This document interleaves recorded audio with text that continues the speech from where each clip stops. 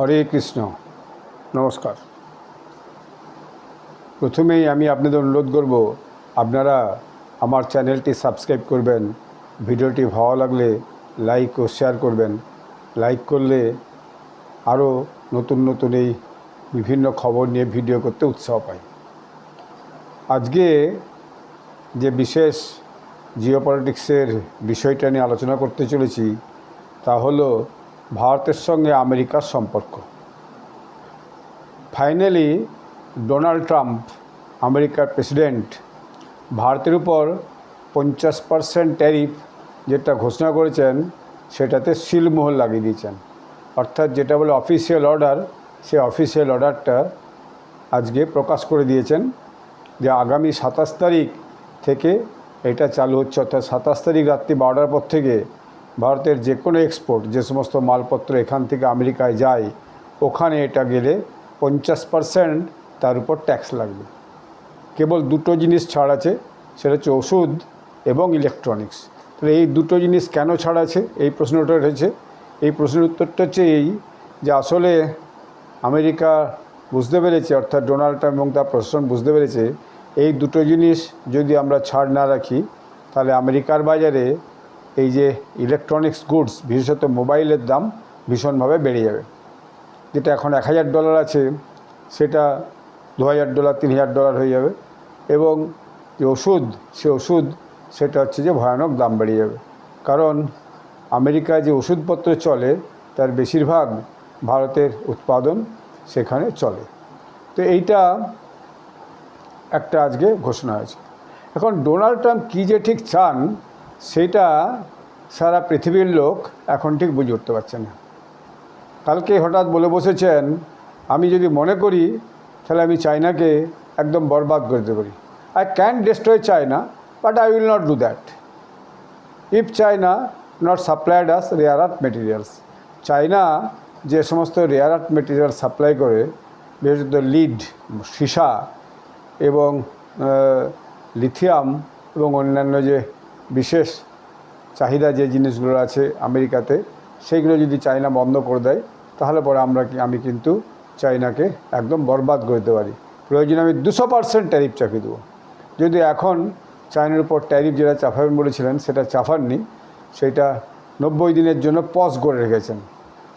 তো সবচেয়ে বেশি ট্যারিফ পৃথিবীর মুখে দুটো দেশের মধ্যে আমেরিকা এখন চাপালো, সেটা হচ্ছে ব্রাজিল এবং ভারত। তো এই যে এনার কথাবার্তা, তা বুঝতে পারছেন এই কথাবার্তা থেকে বোঝা খুব মুশকিল যে এনে ঠিক কী চান।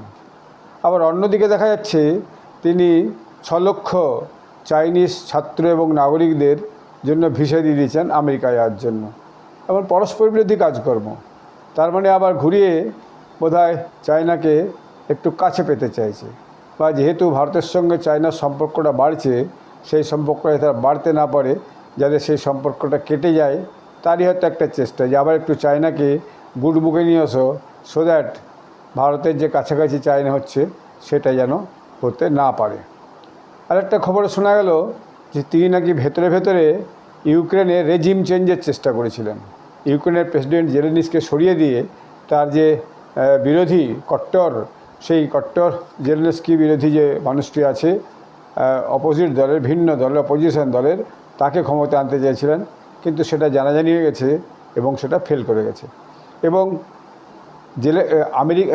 আমেরিকা আর ইউক্রেনের কোনো ভবিষ্যৎ নিরাপত্তার দায়িত্ব নিতে চাইছে না, একদম বলা যায় অস্বীকার করেছে।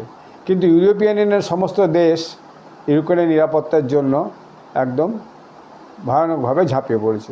জার্মানি তো পরিষ্কার বলেই দিয়েছে, আমরা ইউক্রেনের নিরাপত্তার যাবতীয় দায়িত্ব গ্রহণ করব। এবং ইউরোপের বেশ কিছু দেশ এখন আমেরিকাকে বাদ দিয়ে জোর মারছে যে ইউক্রেনের নিরাপত্তা কী করে সুনিশ্চিত করা যায়।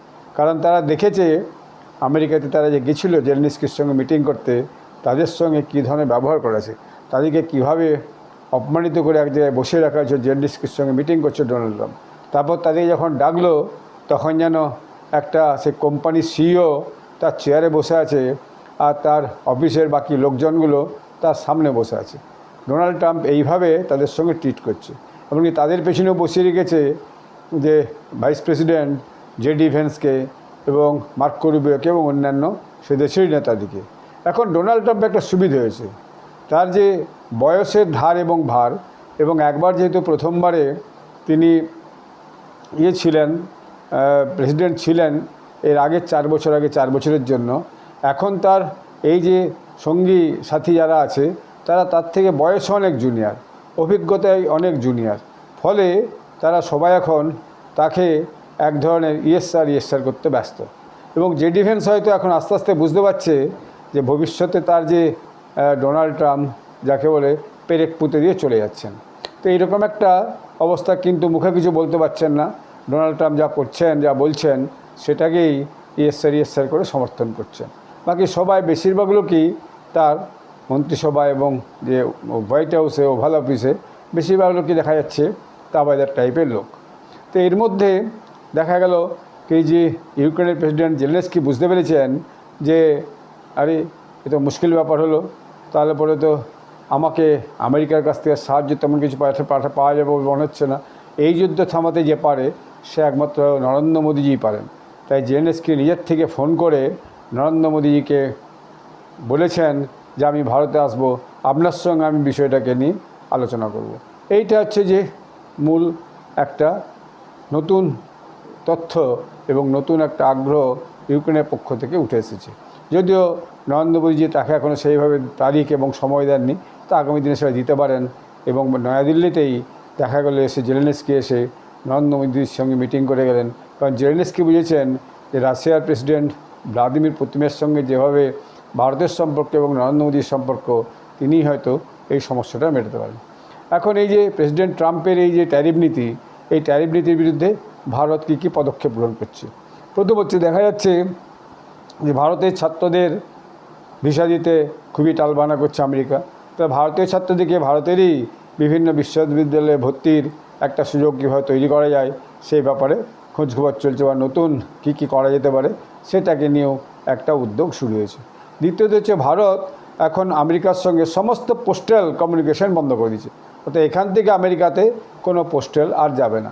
এটা তাদের কাছে একটা মস্ত বড় ঝটকা, কিন্তু ভারত থেকে কোনো পোস্টাল আমেরিকাতে যাবে না। এবং ভারত এখন চাইছে যে ইন্ডিয়ার মধ্যেই উৎপাদিত সামগ্রী বিক্রি করা। I try to identify the local market also, অর্থাৎ ভারতের বাইরে যে স্থানীয় যে সমস্ত দেশ আছে, স্পেশালি দ্য গ্লোবাল সাউথ, সেখানে কিভাবে ভারতের উৎপাদিত সামগ্রী বিক্রি করতে যায়। আপনারা শুনেছেন বা দেখছেন যে ফিজির প্রধানমন্ত্রী এসেছিলেন, এবং এখন কদিন আগে ফিলিপিন্সের রাষ্ট্রপতি এসেছিলেন। পরপর বিভিন্ন দেশ বিদেশের নেতা ভারতে আসছেন, এবং এর সাথে সাথে এই যে রাশিয়ার সঙ্গে ভারতের সম্পর্ক, সেটা আরও বাড়িয়ে নেওয়া হচ্ছে। রাশিয়ার থেকে তেল আরও বেশি করে নেওয়ার ব্যাপারে চুক্তি হয়েছে, এবং রাশিয়াও তেলের দাম 5% কমিয়ে দেবে বলেছে। তো এটা একটা নতুন সম্ভাবনার দিক হতে উঠেছে। এবং ভারত পরিষ্কার বলে দিয়েছে যে আমরা যেখানে সস্তায় তেল পাবো সেখানে কিনবো। আমেরিকার যদি ইচ্ছে যে আমাদের কাছ থেকে কিছু কিনতে, সে কিনুক, আর না কিনলে না কিনুক, তাতে কিছু যায় আসে না। এবং Bharat trying to improve relation with China, চীনের সঙ্গে যে সম্পর্ক, সেই সম্পর্কটা ভারত আস্তে আস্তে করে বাড়াতে চেষ্টা করছে। চীনও সেই সম্পর্কটা বাড়াতে চেষ্টা করছে। যদিও চীনের সঙ্গে ভারতের সীমান্ত নিয়ে অনেক বিবাদ আছে, তো সেসব বিবাদ দূরে সরিয়ে রেখে দুই দেশে এখন কাছাকাছি আসতে চাইছে উভয়ের স্বার্থে। যদিও চীন ভারতের কখনোই একটা স্থায়ী বন্ধু হবে না, এটা সবাই মনে করছে। এবং সরকার যেটা আরও করেছে, মোদি যেটা বলেছেন, local for vocal, vocal for local, অর্থাৎ স্থানীয় উৎপাদন স্থানীয় স্তরে বিক্রির চেষ্টা করতে হবে। এবং ইন্ডিয়ান মার্কেটে যাতে আরও বেশি বেশি করে ক্রয় বিক্রয়টা হয়, সেটাকে তিনি পুশ করতে চেষ্টা করছেন। এবং এর জন্য তিনি জিএসটির যে স্ল্যাব আছে, সেই স্ল্যাবকে আগামী দিনে ঘাটাবার প্রস্তাব রেখেছেন।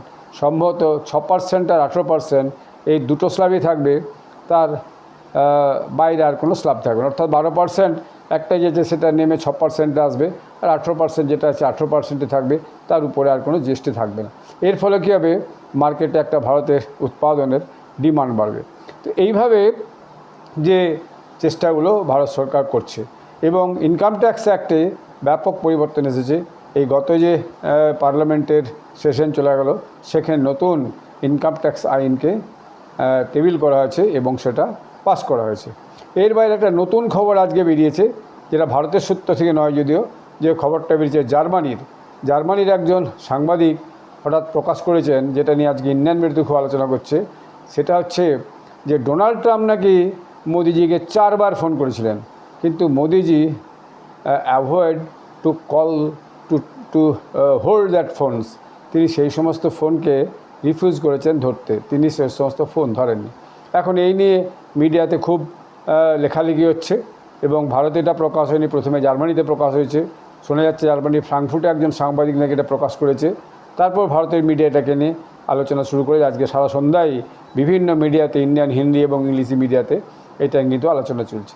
এখন অনেকেই প্রশ্ন করছে যে এবং জানতে চাইছে যে কেন হঠাৎ নরেন্দ্র মোদীজি এত বড় একটা শক্তিশালী দেশে শক্তিশালী নেতাকে ফোন কেন ধরলেননি।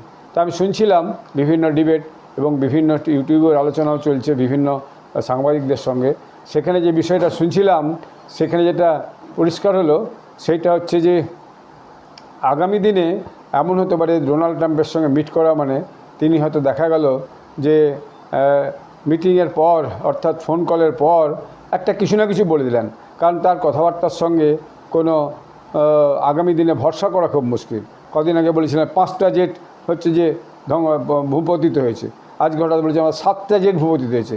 কাদের সেটা বলেননি, সেটা ভারতের না পাকিস্তানের সেটা কিছু বলেননি, কোন দেশের সেটা কিছু বলেননি। কদিন আগে বলেছেন 5টা, এখন বলছেন 7টা। তো ডোনাল্ড ট্রাম্পের কথাতে ভরসা করা এখন ভারতের পক্ষে এবং নরেন্দ্র মোদীর কাছে খুব মুশকিল হয়েছে। ফোনে কি কথাবার্তা হবে, তারপর তিনি বেরিয়ে যে একটা সাংবাদিক সম্মেলন করে দেশের যে পলিসি, ইন্টারন্যাশনাল রিলেশনসের পলিসি ঠিক করবেন, সেখানে যে আকুশে ঘোষণা করে দেবেন, সেটা ভারতের পক্ষেও যেতে পারে, বিপক্ষেও যেতে পারে, এবং সেটাকে ডিনাই করা সেটাও মুশকিল, আর অ্যাকসেপ্ট করা সেটাও মুশকিল। এরকম একটা পরিস্থিতির মধ্যে তিনি ফোন ধরেননি। এবং এইটা আজকে যেভাবে আলোচনা হচ্ছে তাতে বোঝা যাচ্ছে ভারতের ডোনাল্ড ট্রাম্পের গুরুত্ব ভারতের কাছে এবং ভারত সরকারের কাছে, বিশেষত প্রধানমন্ত্রী মোদিজির কাছে ভীষণ কমে গেছে। কারণ তাকে কেউই আর তার এই কথাবার্তা এবং তার এই কাজকর্মের জন্য কেউই আর তাকে ঠিকমতো বিশ্বাস করতে পারছে না। যেমন পাকিস্তানের সঙ্গে যুদ্ধের ব্যাপারে তিনি দক্ষিণ কোরিয়ার যে প্রধানমন্ত্রী গেছিলেন তার সঙ্গে মিটিং করার পর হঠাৎ বলে বসেছেন আমি তো ভারত পাকিস্তানের যুদ্ধ থামিয়ে দিচ্ছি, আবার বলে পড়েছেন। যদিও ভারত অস্বীকার করেছে এবং পাকিস্তান অস্বীকার করেছে, পাকিস্তানের ডেপুটি প্রেসিডেন্ট মিনিস্টারও সরাসরি অস্বীকার করেছে, তারপরেও কথা বলছেন। মানে যাকে বলে নির্লজ্জেরও একটা সীমা থাকে, সেটাও তার নেই। এবং এটা একবার স্বীকার করে নেওয়া মানে মোদিজি খুব ভালো বোঝেন। তারপরে বলে আমি তো এক্ষুনি কাশ্মীর সমস্যার সমাধান করে দেবো, এটা আমার যেটা মনে হয়েছে যে কাশ্মীর সমস্যার সমাধান করতে পারবো। কিছুই না, ওদের যেখান পর্যন্ত আছে সে পর্যন্ত বর্ডার ঠিক করে নিক, সেটাই ফাইনাল বর্ডার। কিন্তু ভারত তো সেটা মানবে না, কারণ ভারত হচ্ছে কি যে চাই যে ভারতের যে পাক অকুপায়েড কাশ্মীর সেটা ভারতের সঙ্গে ফেরত আসবে, এবং কাশ্মীরের কিছুটা অংশ পাকিস্তান চীনকে দিচ্ছে, সেটাও চীনের সঙ্গে একটা ভারতের সঙ্গে একটা উদ্বেগ, একটা টেনশনের কারণ। সেই অংশটা চীনের কাছ থেকে আগামী দিনে আলোচনা করে সেটা ফিরে পাওয়া যায় কিনা সেটা দেখা হবে। এবং এরকম একজন মানুষকে মধ্যস্থতায় রাখা বা এরকম একটা মানুষের সঙ্গে কথাবার্তা বলা যে তারপরে যখন খুশি যা খুশি বলে ফেলবে, যেটাকে অ্যাকসেপ্ট এবং ডিনাই দুটো করাই খুব মুশকিল হবে, তার থেকে তাকে অ্যাভয়েড করে তার ফোন না ধরাই ভালো। মোদিজি বুদ্ধিমানের মতো কাজটাই করেছেন, খুব অভিজ্ঞ পলিটিশিয়ান এবং অভিজ্ঞ রাজনীতিবিদ, দীর্ঘদিন তিনি ভারতীয় রাজনীতির সঙ্গে যুক্ত এবং আন্তর্জাতিক রাজনীতিটাও তিনি কম বোঝেন না, খুবই ভালো বোঝেন। আজকে 11 বছর তিনি ক্ষমতায় আছেন, 3য় টার্ম তার চলছে, এবং এবারের টার্মে বিজেপির একক সংখ্যাগরিষ্ঠতা ছাড়াও জোট নিয়ে তিনি সুন্দরভাবে সরকার চালাচ্ছেন। তাকে করা, তার স্বাভিমান এবং ভারতবাসীর যে স্বাভিমান, সেই স্বাভিমানকে নুইয়ে দেওয়া ডোনাল্ড ট্রাম্পের পক্ষে খুবই কঠিন কাজ। সেটা এখন ধীরে ধীরে প্রমাণিত হচ্ছে। আজকের মতো এই আলোচনা এখানেই শেষ করছি। আগামী দিনে আবার নতুন কোনো ইস্যু নিয়ে আপনাদের কাছে আলোচনা করব। আপনারা সবাই ভালো থাকবেন। ধন্যবাদ।